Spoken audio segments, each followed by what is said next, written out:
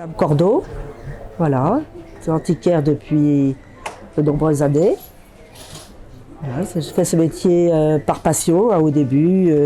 Voilà, j'ai fait des études de droit et de lettres et puis j'ai commencé par faire des foires petit à petit. Aujourd'hui, je suis donc cache à tout et je présente une sélection de bijoux et d'objets. Béatrice Mélandage et je suis expert en bijoux.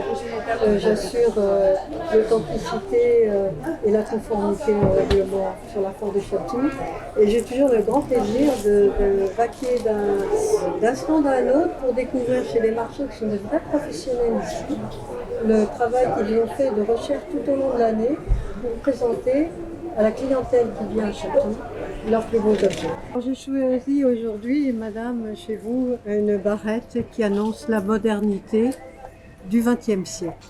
Nous sommes au XXe siècle, 1900. On va commencer à travailler le platine. Donc c'est un métal qui est compliqué à travailler parce qu'il faut de très hautes températures et grâce au chalumeau oxydrique qui arrive en 1900, on va pouvoir changer les techniques. Donc on va se mettre à retrouver ce métal qui est connu depuis les conquistadors, qui le mélangeaient à l'argent pour frauder parce qu'ils pensaient que c'était un métal qui n'était pas noble. Et donc on va commencer à travailler ce métal qui permet non seulement qu'il n'y ait pas d'oxydation, contrairement au serti argent qui a été utilisé dans les siècles passés jusqu'en 1900, qui noircissait, et d'autre part parce qu'il permet un serti extrêmement précis, élégant et minutieux. Autre chose avec cette arrivée en 1900 de la modernité, c'est l'arrivée du rubis synthétique, qui est la fusion de l'oxygène et de l'aluminium dopéochrome en 1902 par M. Verneuil, qui va permettre de produire en grande quantité des pierres que l'on va pouvoir tailler en petits calibrés.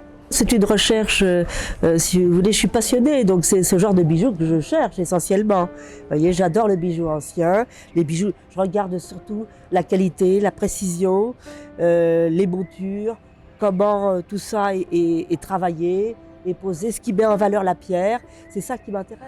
Cet objet qui est de 1925 va reprendre d'une part le design des choses que l'on a vues juste avant la guerre de 14, 1910, 1912, avec ces petites bordures festonnées que l'on a trouvées abondamment sur le style d'Irlande et qui va être fait de façon très minutieuse avec un serti rose et un petit perlé autour.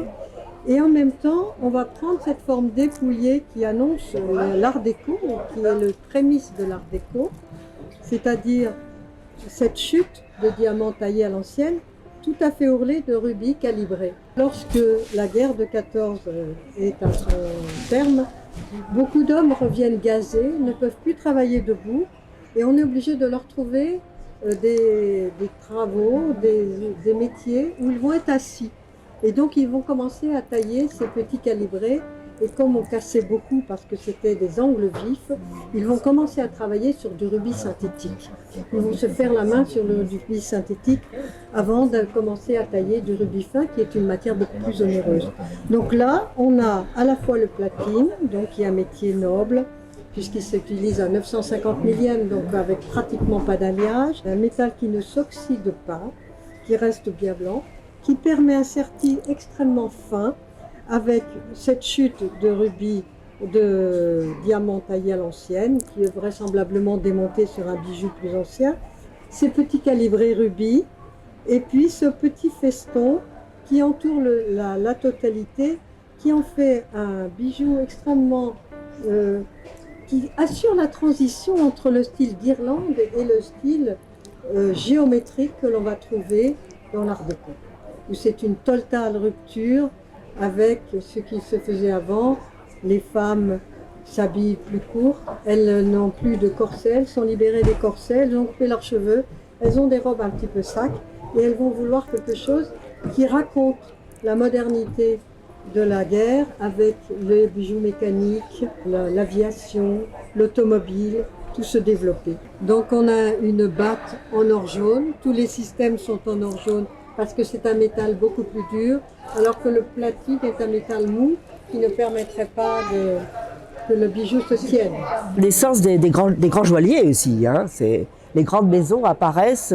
Les grandes maisons sont apparues au 19e Voilà. siècle. La dernière, c'est Van Cleef, qui apparaît début 20e siècle. mais elles commencent à travailler leur marque. Voilà. Elles commencent à travailler leur image, notamment en tête, Cartier bien sûr. Le travail du joaillier, tout ça, pour moi, ça a beaucoup d'importance, voyez. Les montures des bagues, les montures des broches, comment tout ça est agencé, ce que disait Madame tout à l'heure, c'est tout à fait ça c'est mon optique de travail, voyez. Surtout de chercher l'authenticité des pièces, justement, ce qu'elles rappellent de l'histoire et du temps passé. C'est dans ce bijou, ça vous raconte l'histoire, c'est ça, le temps. C'est d'ailleurs une époque où on a le mieux travaillé. Parce que quand on prend le bijou dessus-dessous, c'est beau. Aussi beau en dessous que sur le dessus. C'est un travail extrêmement minutieux, la mise à jour, la mise en pierre, et d'une qualité et d'une finesse jamais réussi aussi bien.